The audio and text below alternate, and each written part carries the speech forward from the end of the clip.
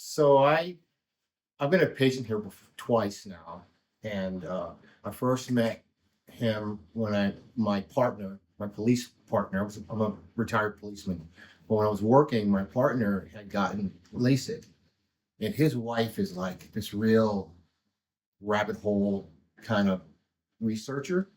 So he came here and got his eyes done. And then when I told him I'm thinking about getting LASIK, he goes, "Oh, I got this doc."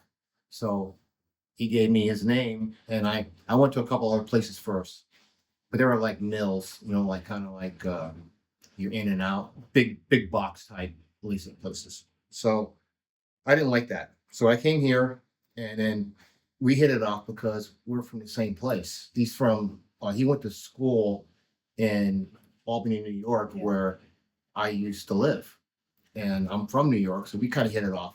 And then, you know, he did the procedure, and it lasted like 12 years. And then I retired, and it was great when I was in a job, and I knew I needed it when I couldn't read people's driver's licenses. And I was like this all the time. And then I didn't want to wear glasses or reading glasses because it's kind of an officer safety thing sometimes.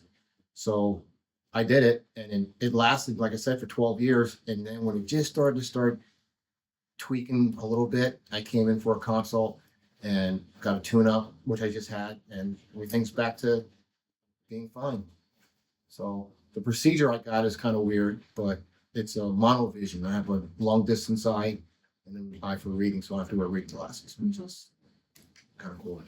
I see all my friends who have to wear reading glasses now, so I'll read the receipt and I'll read it like that. So it's good.